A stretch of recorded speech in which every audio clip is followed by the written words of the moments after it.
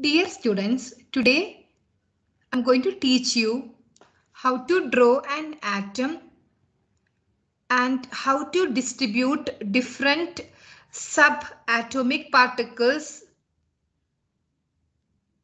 in different parts of an atom like nucleus and different orbits. So this part 2, I'll be continuing what I taught in part 1 with a representation of atomic structures of many elements. So let us start now. What are the different subatomic particles present in an atom? The different subatomic particles are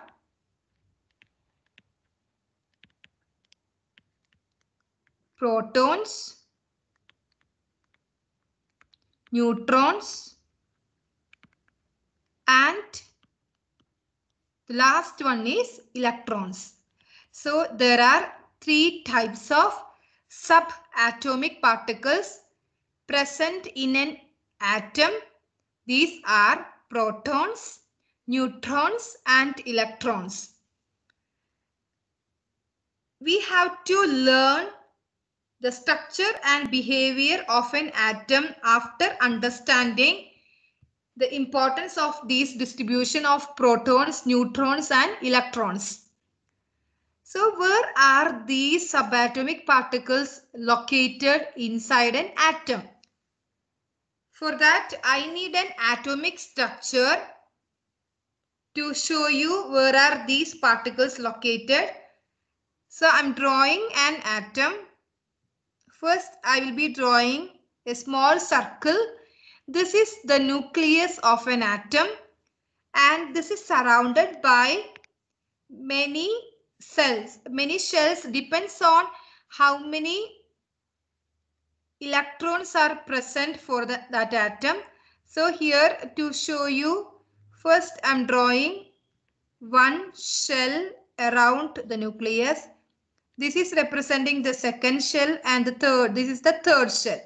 Okay, so I'm giving 3 orbits for this atom to show you where are these particles present, and we'll use different colors to identify the type of subatomic particles. So inside, what are these 2 subatomic particles present? So we have protons and neutrons. The subatomic particles which is located at the center part of an atom are protons and neutrons. The center part is called as nucleus. This is the nucleus of an atom. Inside the nucleus, we can see protons and neutrons. And these are represented with small letters of alphabets. Small p and small n for neutron and p for protons. Okay. And surrounding this, you can see different shells or different orbits surrounding these nucleus, in which the remaining subatomic particles, electrons, are distributed according to the rule of distribution. So we cannot decide how many are present in each shell. We have to use a formula to calculate to find the number of electrons present according to the atomic number of representing that atom. Okay. So we have, so these each black color circle represents, and this is the orbit. An orbit, or you can call it as a shell. So different shells are there, different orbits are there, where you are going to locate the electrons. So I'll use different colors to identify here. So if I'm accommodating electrons, only 2 can be accommodated in the first shell, then I can accommodate the remaining. I'm distributing. Here I can accommodate 8. The remaining I can accommodate in the third shell. So this blue color thing is representing the electron. Okay, so in this atomic structure, the center part is called as nucleus.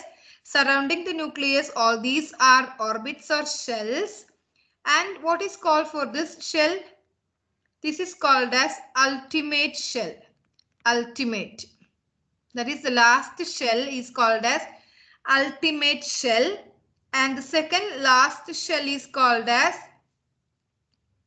the second last shell we are calling by a name penultimate.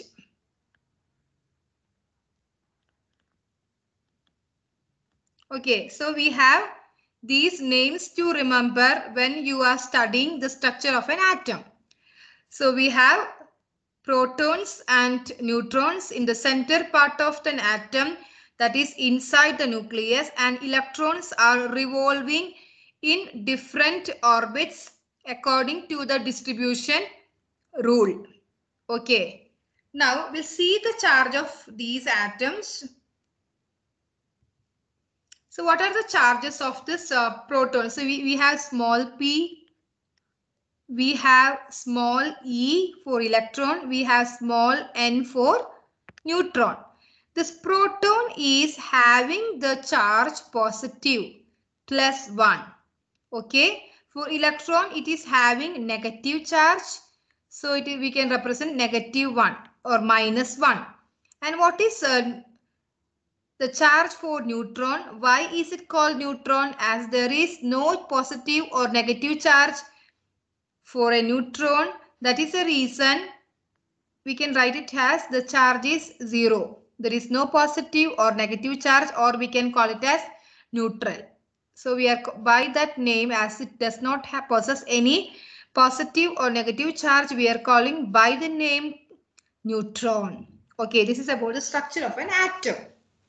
Then how do you represent atomic number and mass number? What is atomic number? What is mass number? So here for representing the atomic number, next we are going to see atomic number. Okay, so atomic number we are using capital Z. Capital Z we are using to represent atomic number. So atomic number Z, it is equal to the number of, here I'm using small p, number of protons are equal to the number of electrons. So what is atomic number? Atomic number means equal to the number of protons or the number of electrons present in the atom of that element. Okay, so if P proton number is 20, easily we can write the Z is also 20 for that atom. Even electrons are also 20.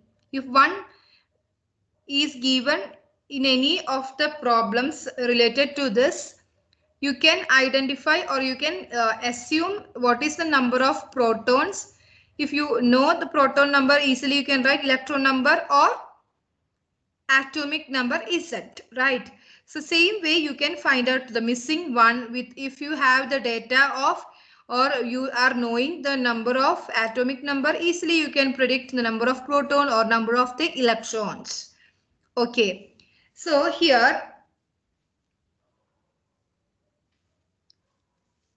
next we'll move into mass number. What is mass number and which alphabet is used to represent the mass number? Next is mass number. Okay, mass number is represented by capital A. Here atomic number is Z and mass number by capital A. Don't get confused. For atomic number you are not using A, it's just opposite. Okay, so for mass number you're using A. Now what is the next rule for mass number? How do you calculate mass number? Mass number A is equal to the number of protons plus the number of neutrons. Total number of protons and plus the total number of neutrons. It is making mass number. Or else how can I write, just change the alphabet here, because here we know A is equal to, how can I change this P? P, I have many options. I can use E, I can use Z. So I am changing here Z because P is equal to atomic number plus N. Or another way, one more way is the to represent mass number. I can use Z plus N for A. Here the Z I can replace by using the letter. What is equal to P or atomic number? It is number of electrons. So I can write it as E plus N. So these are the different ways to find out the mass number.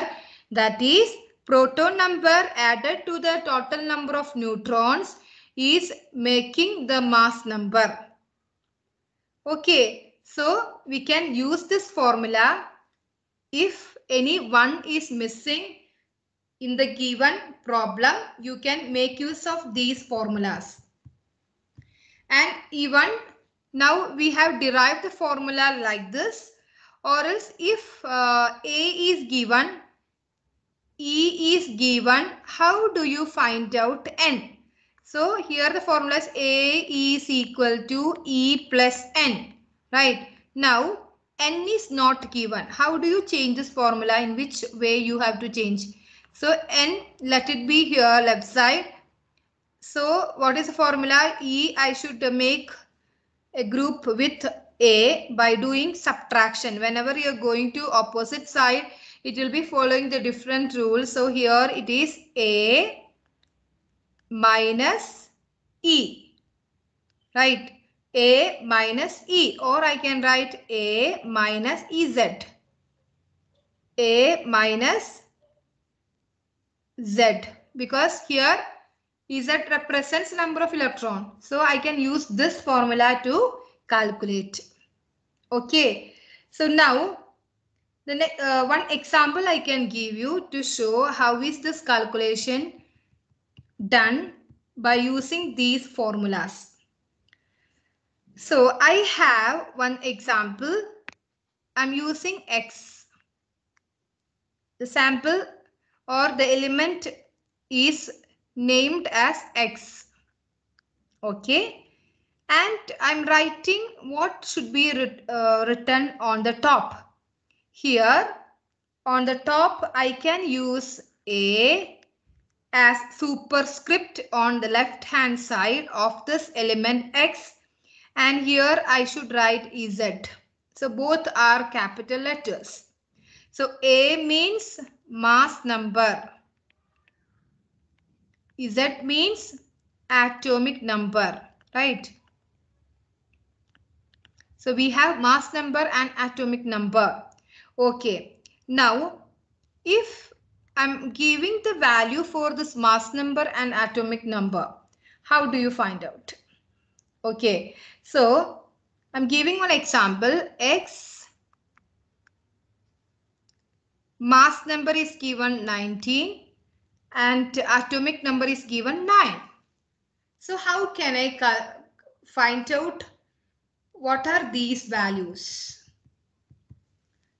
Here A is given as 19.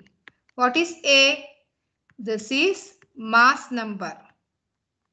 19 is given in the question. Next I have 9. Right. What is 9 means? 9 is atomic number Z. 9. So this is 9 means from this only easily you can derive. That means proton number is 9. Proton number, then electron number is also 9 because P is equal to E. Right. So we have the data of protons and electrons. The next, what is A means? What is the formula we found for A? A is equal to proton plus neutron. A means mass number. So here we already have the number of A, that is 19. Then we have P, that's already we found 9. Then which you have to find out. You don't know the number of neutrons, but you have other two values to calculate. So we will just change the formula like this. N is equal to, do subtraction, 19 minus 9. That is equal to 10. So we found the neutron number by using the formula. What is that? N is equal to 10. Okay. So by this I'm winding up. This part 2 will continue the distribution of electrons using the formula 2n square in third part of this video. Thank you.